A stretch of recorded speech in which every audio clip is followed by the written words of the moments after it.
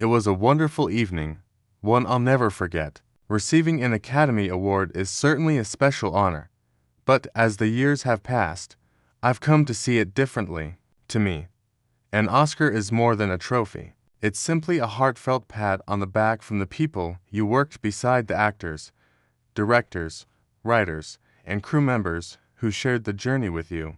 Back then, Hollywood felt like a different world. Everyone dressed elegantly for premieres, photographers lined the sidewalks, and the glamour seemed endless. People often ask me what it was like to live through Hollywood's golden age.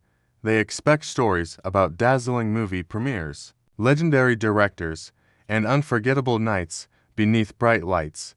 Those memories are real, and I'm grateful for every one of them, but they're no longer the memories that matter most. When you've lived as long as I have, your perspective begins to change. You stop thinking about box office numbers. Awards become less important. You even forget which films made the most money or received the biggest applause. Instead, you remember the people. You remember the quiet conversations between takes, the laughter shared over coffee, the friendships that lasted long after the cameras stopped rolling, and the moments no newspaper ever photographed. I was luckier than I ever imagined when I first stepped onto a stage as a nervous young actor. During my career, I had the privilege of working alongside men whose names would become part of Hollywood history. Audiences admired them because they could command a movie screen. I admired them because of who they were when nobody was watching.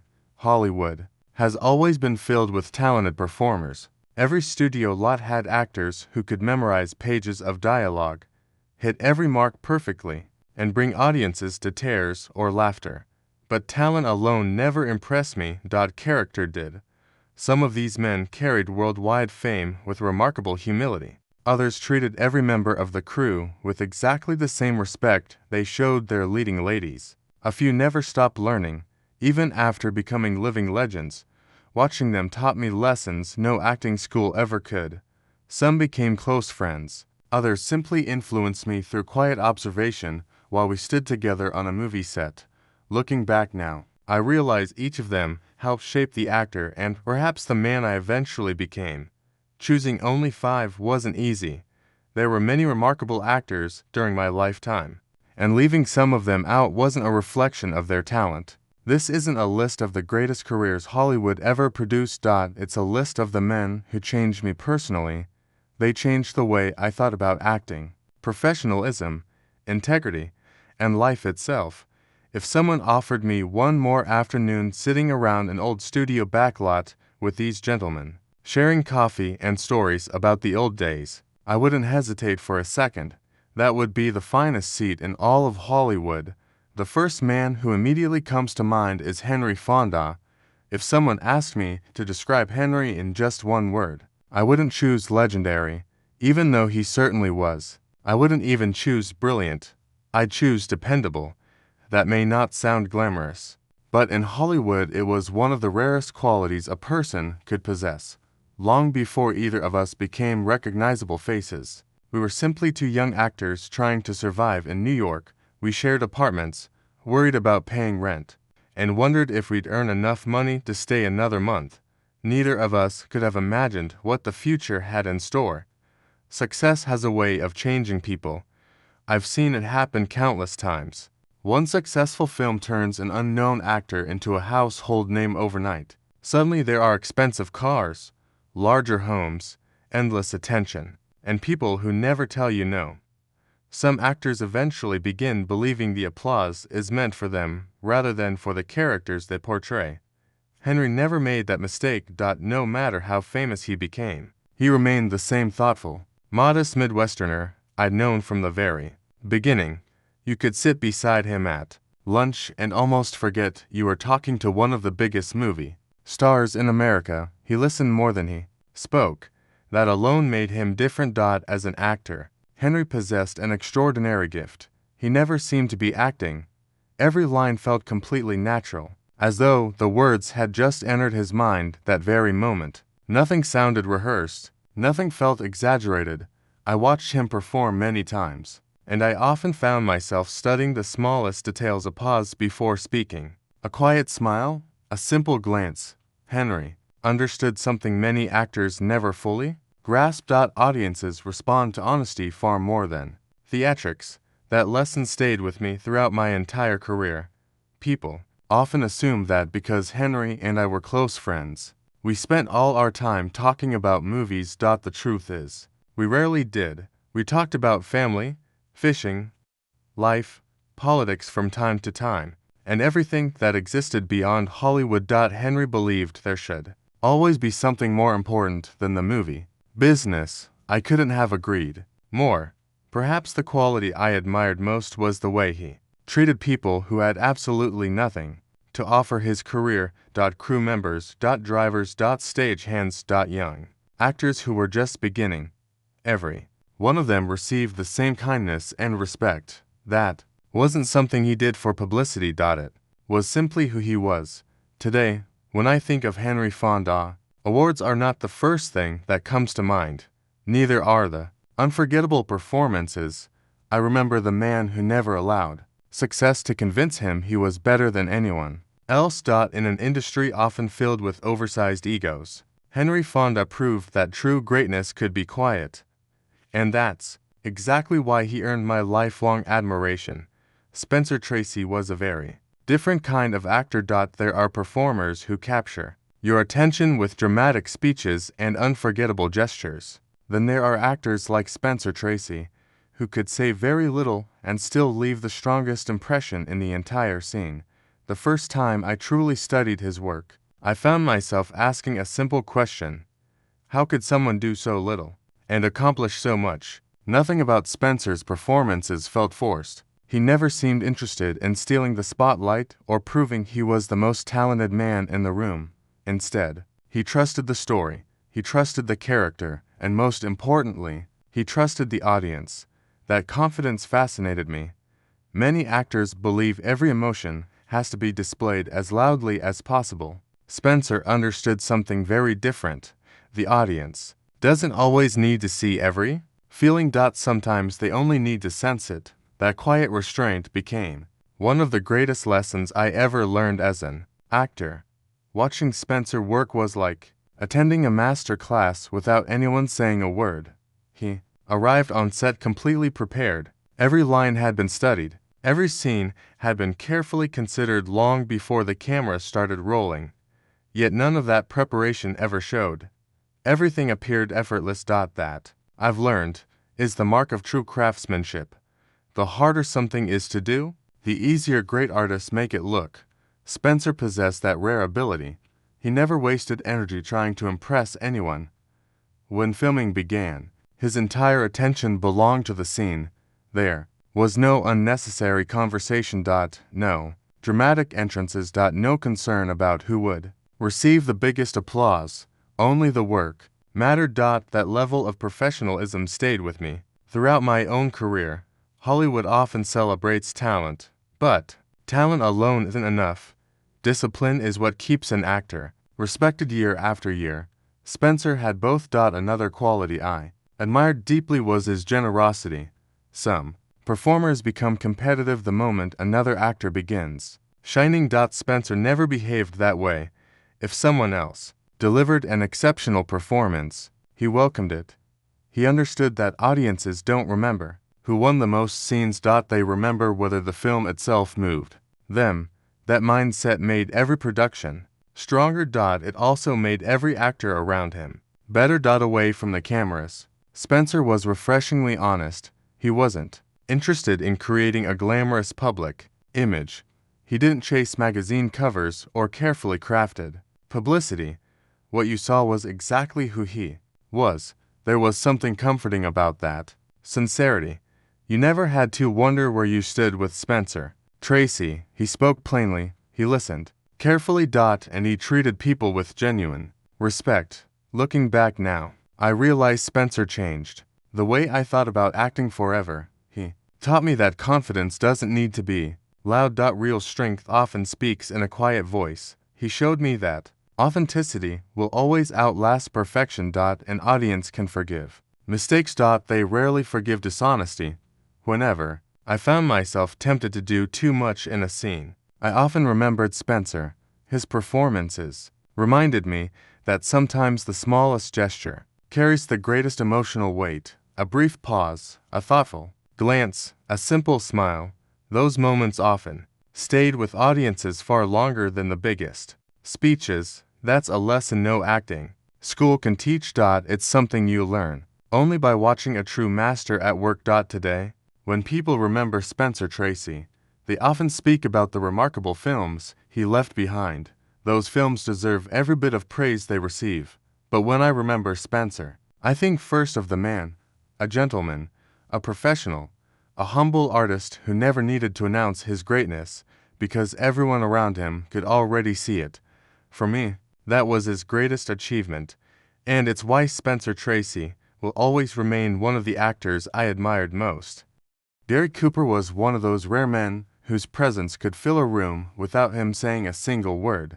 The first thing people noticed about Gary wasn't his voice or his appearance. It was his quiet confidence. He never needed to demand attention. He never tried to become the center of every conversation. Yet somehow, the moment he entered a room, people naturally looked his way. That's something no acting school can teach.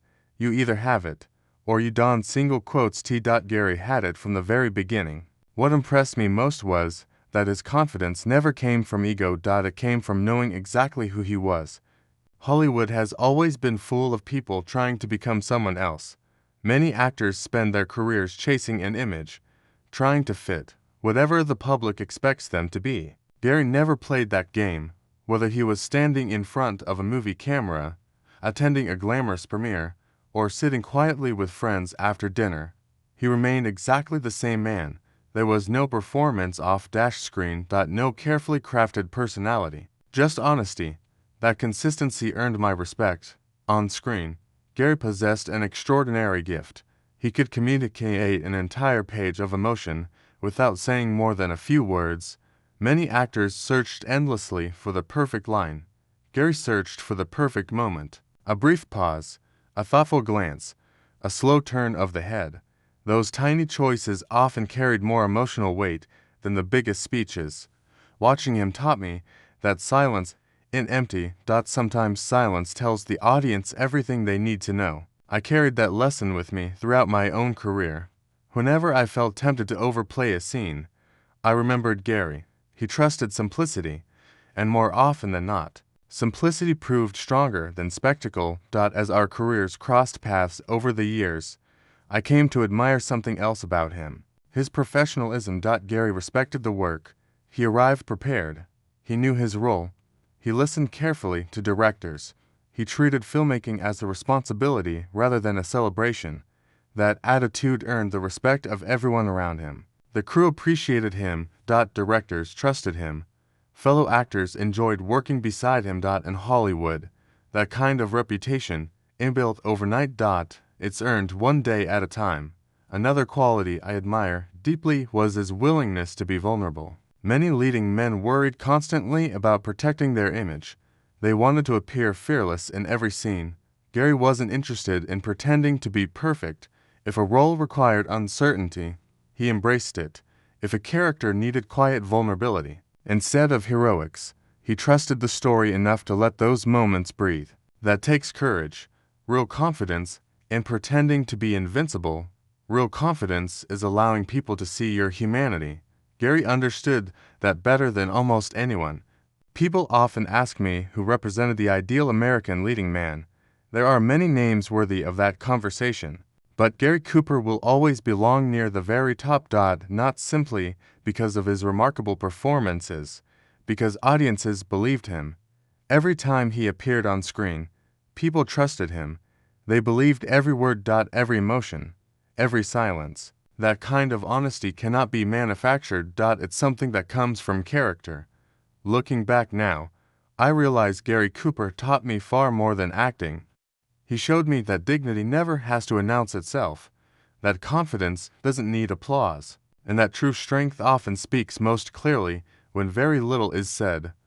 Long after the lights fade and the cameras stop rolling, those are the lessons that remain. Whenever I remember Gary Cooper, I don't first think about awards or famous films. I remember a quiet, steady gentleman whose example reminded all of us that greatness isn't measured by how loudly you're noticed. It's measured by how deeply you're remembered. John Wayne was unlike anyone else in Hollywood. To millions of moviegoers, he wasn't simply an actor, he was the very definition of the American hero. His voice carried authority, his presence commanded every scene, and audiences expected him to ride fearlessly into danger without ever looking back. My screen image was very different. I often played ordinary men who found courage only after struggling with fear, while John seemed born to play men who never doubted themselves for a second. Because of that, many people assumed we couldn't have been more different. The truth was far more interesting. The John Wayne I came to know wasn't just the towering icon people saw on movie screens. He was a hard-working professional who understood exactly what audiences expected from him, and he never took that responsibility for granted. That was one of the first things I admired about him. People often focused on his confidence, but few realized how much preparation stood behind it. John never arrived on set believing his reputation alone would carry the performance. He came prepared. He knew the script. He understood every scene before the cameras rolled. Even after decades of success, he still listened carefully to directors and remained committed to improving every performance. That kind of discipline doesn't always make headlines, but it's the reason some careers last while others quickly disappear. Fame may open the door. Hard work is what keeps it open. John understood that better than most. Another quality I respected deeply was his loyalty. Hollywood can sometimes be a place where friendships disappear as quickly as yesterday's box office numbers. People come and go. Promises are forgotten. Relationships often depend on success. John wasn't built that way. If he believed in someone, he stood by them. He never forgot the people who helped him early in his career, and whenever he had the opportunity, he tried to return that kindness. That loyalty earned him enormous respect, not because he talked about it, because he lived it. Of course, John and I didn't always see the world the same way. We had different opinions on a number of issues, and neither of us pretended otherwise. But I've always believed something important. You don't have to agree with someone about everything to respect them. Respect isn't built on identical opinions. It's built on character. On honesty. On keeping your word. John did all of those things. Whenever we talked, our conversations were direct. There was never any guessing about what he believed. Some people found that intimidating. I found it refreshing. Hollywood is full of people who tell you exactly what they think you want to hear. John never played that game. Whether you agreed with him or not, you always knew where you stood. That honesty became one of the qualities I admired most.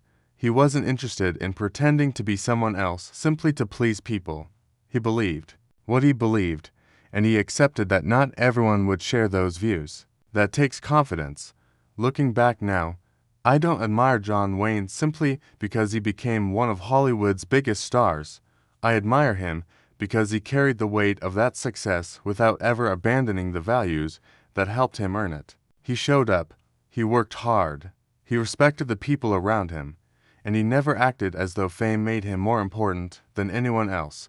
Those qualities mattered far more than magazine covers or box office records. When I think about the men who represented Hollywood at its strongest, John Wayne will always be among them, not only because of the unforgettable characters he played, but because of the discipline, loyalty, and professionalism he demonstrated throughout his life. Those are the qualities that survive long after the applause fades.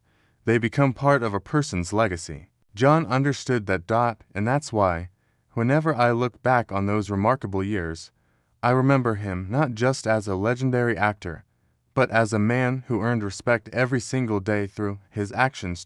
In the end, that's the kind of legacy every actor hopes to leave behind.